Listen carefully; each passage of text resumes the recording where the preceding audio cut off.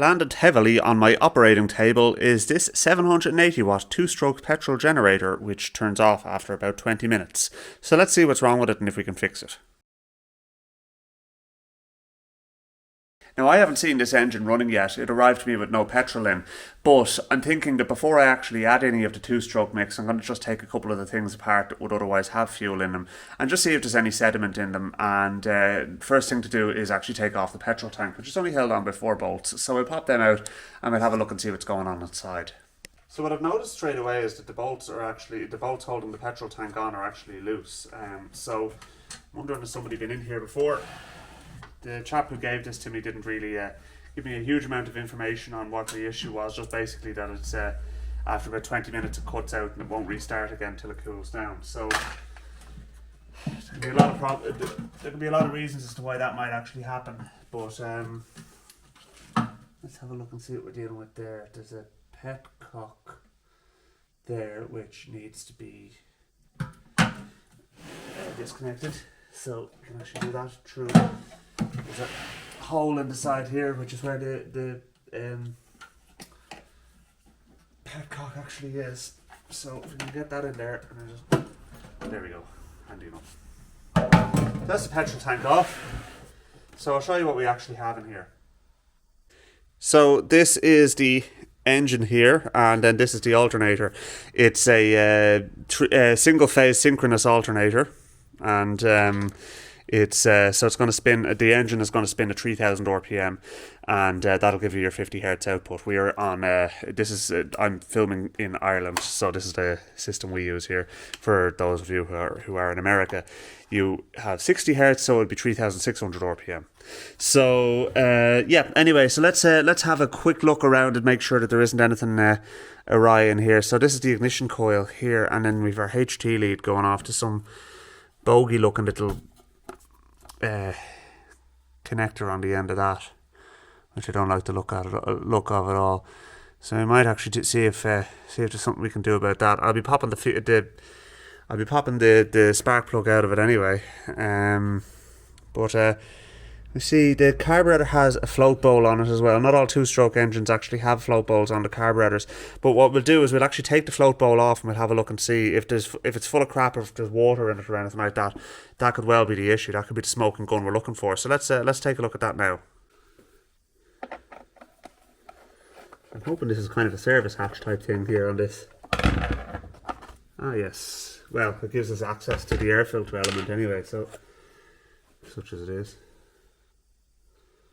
It's a strange setup altogether. Okay, so that's just there's a wedge of foam stuck in there. Yeah, we can get it a float bowl underneath. So I'll actually what's the best way of doing this now without upsetting things too much. You leave it like that, then I should be able to get that off there.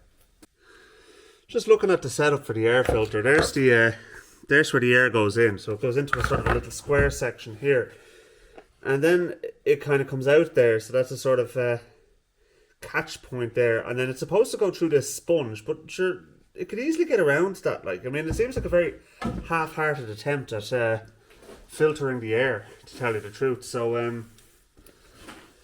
yeah, now mind you, the carburettor's not looking too nasty inside there, so it probably hasn't sucked in too much gack, but still though, talk about phoning it in. I mean, surely they could have come up with a better solution than that. So let's get this off now. Bit of petrol in there, so let's just get a little container to catch that in.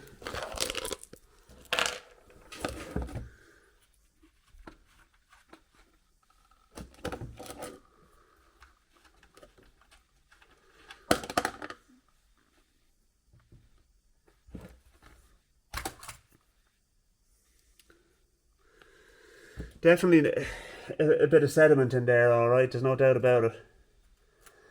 Now, very hard to tell if there's actually any water in, but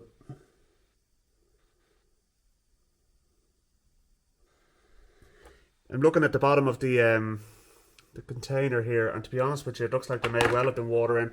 But let's just, you know what? aside from that, the fuel system is looking pretty clean. I mean, the float bowl, other than the sediment that's in it, is it's all right. We'll give it a wipe out.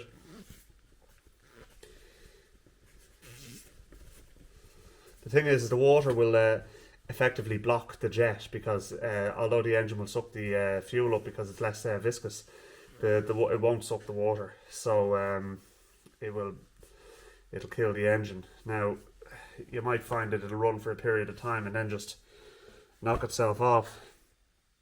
But I don't know what the story is of that little setup there. This screw on the bottom, but anyway.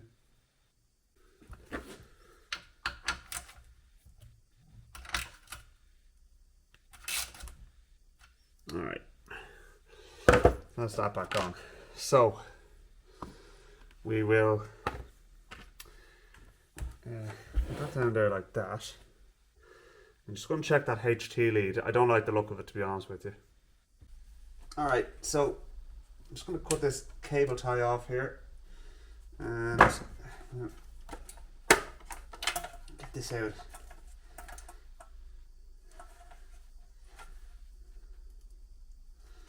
It's one of those ones that kind of screws in.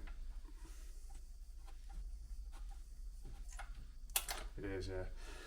So there's basically like a screw thread inside in the coil that this just basically screws onto. I think I can probably get something a bit better. I'm sure I have a couple of spare HT leads knocking around that we can just stick onto this. That's crap. I mean, apart from anything else, it'll shock you. Like if you touch that at all, it's going to give you a belt, and ain't nobody got time for that.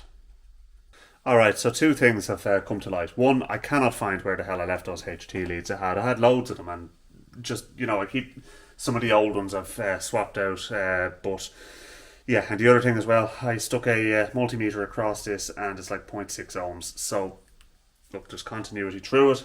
Just going to trim the wire at the end of this and stick it back on, see how the spark is looking, and if it's alright, we'll run with it for the moment.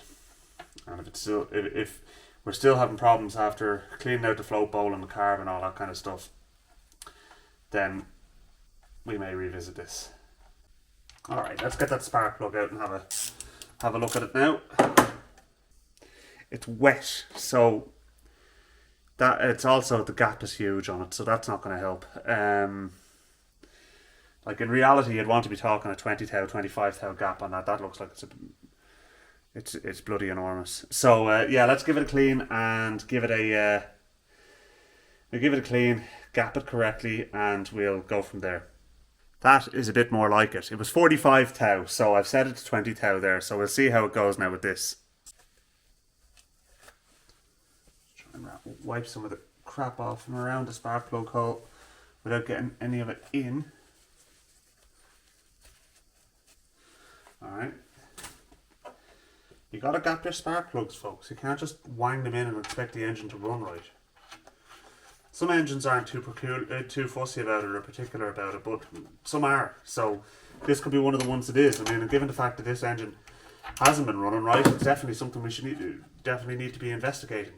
Right, so there's the HT lead back on. So we shall put the fuel tank on now. I'm going to stick a bit of two-stroke mix in it. We're going to start it up and see how it runs. It's a bit finicky getting that pipe on in there, but long nose pliers did the trick, so it's on now anyway. Remember I used to use one of these generators many years ago, and this is the spare kind of generator for the job I was doing, and used to call it the crazy frog on account of the fact that when it's running, it's sitting there ring ding ding ding ding ding ding ding ding ding ding ding. Two-stroke engines are weird fish altogether. Still not entirely sure how I feel about them. Sometimes I don't like them at all, and sometimes I don't mind them. It depends, I suppose, on the engine. This one remains to be seen. It's El Cheapo Chinese engine, but look, if it works, especially after this work, then happy days. Let's give it a wipe down for the sake of it. I have a cloth, so why not? Right, okay, now there is a strainer that goes in there normally, and there is a little measuring cup, but I have this little doodly firkins here that came with my leaf blower, and it's a great thing for mixing up your 2-stroke mix. So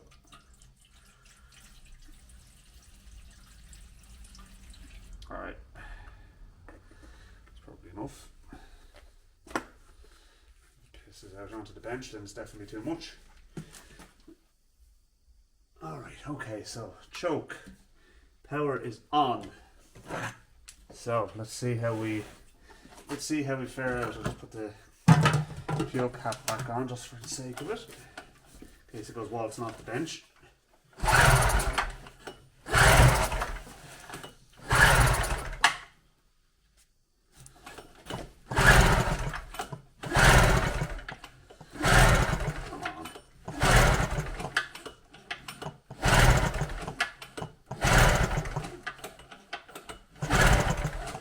Should not take this much time to start.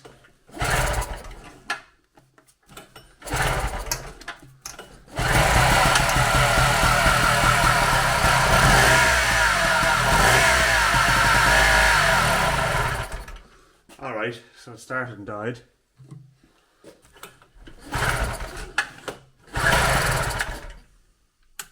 Okay, let's turn off the choke.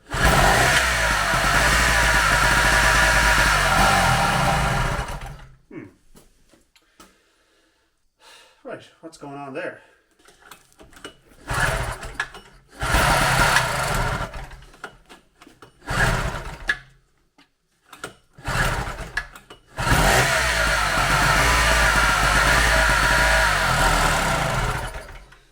Weird. Need to have a think about this one. Right, I just stuck the air filter cover back on because some of these engines are actually peculiar when it comes to having their air filter in place, because it'll affect the mixture. Now, given the air filter in this, I can't imagine it affecting the mixture too much, but sure, look, we'll try it and see what happens.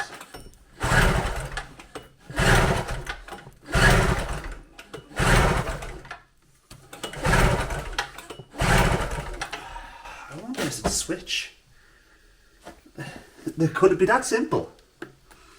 Like, these little bogey rocker switches are always causing guff. Let's just get a bit of contact cleaner onto it.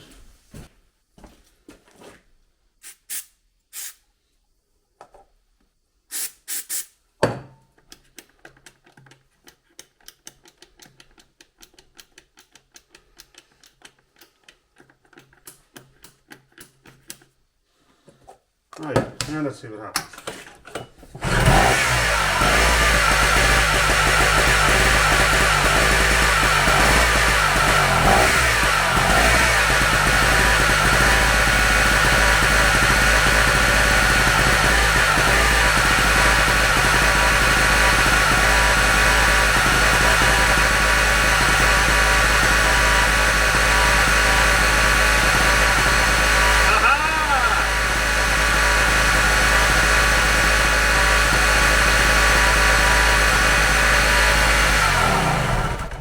Hey, simple as that.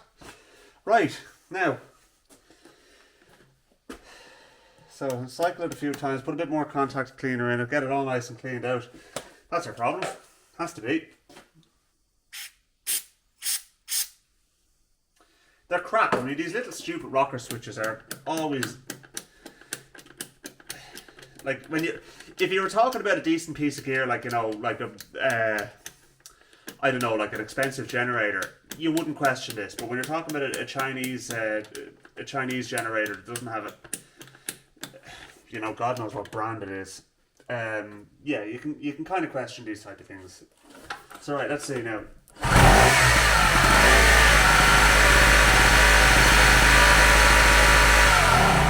Happy days. Happy with that now. That's great. So much for the little hermetic seal on it. I mean, like, what the hell is the point of that? Like, sure, you don't need exactly, they don't really need to have any external dirt getting into them for them to fail. So what we'll do is I'll take the 2 spade terminals off it and actually spray it in from behind. You can see there's a little there's a place where the spade is missing, so you can get a bit of schlock in there and give it a good clean.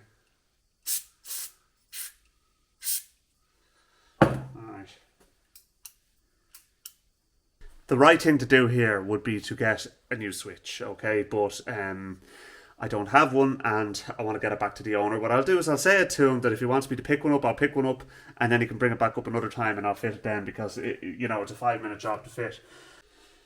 Okay, switch is back in after being cleaned up and everything now. So yeah, I cycled it a few times, so we'll give it one more try, and if it operates fine here now, then happy days. Sign off on it.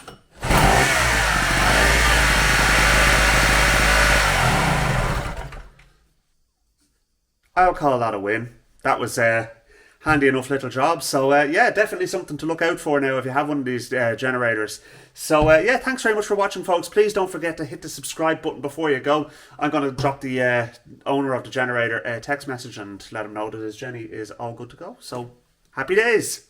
Talk to you soon.